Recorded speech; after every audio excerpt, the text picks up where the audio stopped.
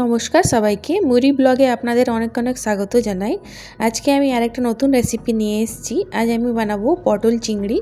তার জন্য নিয়ে নিয়েছি পটল, আলু, নিয়েছি চিংড়ি মাছ ধুয়ে পরিষ্কার করে নিয়েছি পেঁয়াজ কুচি, নিয়েছি নারকেল পোস্ত আর কাঁচা লঙ্কার একটা পেস্ট, নিয়েছি টমেটোর পেস্ট, নিয়েছি আদা রসুনের পেস্ট।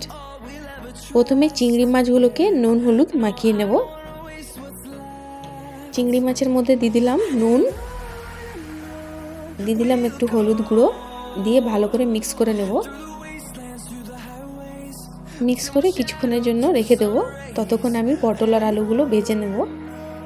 একটা কড়াই বসিয়ে নিয়েছি, কড়াইয়ের মধ্যে দিয়ে দেবো সরষের তেল। তেলটা যখন গরম হয়ে যাবে তখন দিয়ে দেবো পটলগুলো ভেজে লাল করে তুলে নেব। এই রেসিপিটা আমি একদম বিয়েবাড়ির মতন বানাবো। আপনারা আমার মতন করে বানাবেন, খেতে খুবই ভালো লাগবে। পটলগুলো দিয়ে দিয়েছি, পটলগুলো লাল করে তুলে নেব। পটল তুলে নিয়েছি, তারপরে আলুগুলো দিয়ে দিয়েছি, আলুগুলোকেও লাল লাল করে তুলে নেব। দিয়ে দেবো নুন, দিয়ে দেবো হলুদ, দিয়ে ভালো করে মিক্স করে নেব আর লাল লাল করে ভেজে তুলে নেব। আলুগুলো ভাজা হয়ে গেছে, তুলে নিয়েছি। এরপরে চিংড়ি মাছগুলোকে ভেজে তুলে নেব। চিংড়ি মাছগুলোকে বেশি করে ভাজবো না, বেশি করে ভাজলে চিংড়ি মাছগুলো একটু টাইট হয়ে যাবে।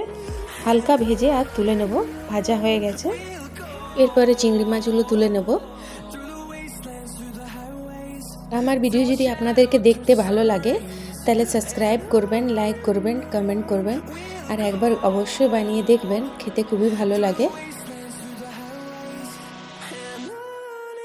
সব কিছু ভেজে তুলে নিয়েছি। এরপরে এর গ্রেভিটা বানাবো। তার জন্য দিয়ে দিচ্ছি কড়াইয়ের মধ্যে আরেকটু সর্ষের তেল। তেলটা যখন গরম হয়ে যাবে দিয়ে দেবো তেজপাতা, দারচিনি, এলাচ, লবঙ্গ। এটা যখন একটু ফুটে যাবে তখন দিয়ে দেবো এর মধ্যে আমি পেঁয়াজ কুচি। দুটো বড় পেঁয়াজকে আমি কুচি করে নিয়েছি। পেঁয়াজটা লাল লাল করে ভেজে নেব। তারপরে দিয়ে দেবো এর মধ্যে 2 চামচের মতন আদা আর রসুনের পেস্ট। পেঁয়াজটাও লাল লাল হয়ে গেছে, এর সাথে আমি আদা রসুনটাকে একটুখানি ভেজে নেব। তারপরে দিয়ে দেবো কাশ্মীরি লাল লঙ্কার গুঁড়ো, হলুদ গুঁড়ো আর ধনে গুঁড়ো 1 চামচ করে দিয়ে দিলাম। এরপরে এটাকে মশলার সাথে কষে নেব।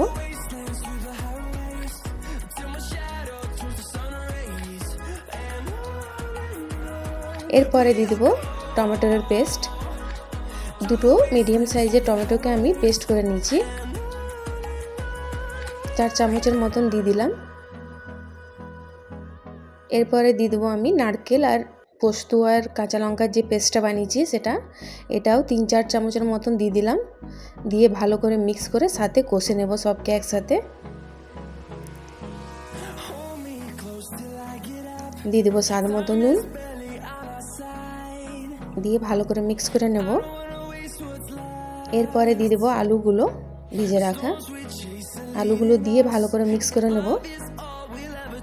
তারপরে দিয়ে দেবো পটলগুলো, সব ভালো করে পটল আর আলু একসাথে কষে নেব।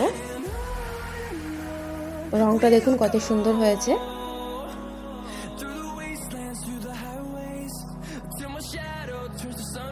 এরপরে দিয়ে দেবো আমি চিংড়ি মাছগুলো, দিয়ে আবার ভালো করে আরেকটুখানি কষবো 2-3 মিনিটের মতন।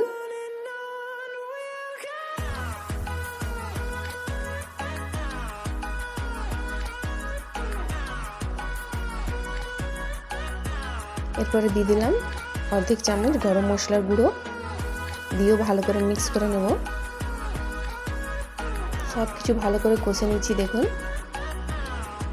দেখতে কত সুন্দর লাগছে, খেতেও খুবই ভালো লাগে। এরপরে দিয়ে দেবো আমি 2 কাপের মতন জল, যাতে আলুটাও সিদ্ধ হয়ে যায়।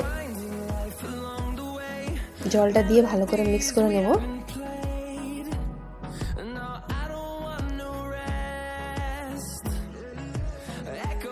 এরপরে ঢাক দিয়ে দেবো।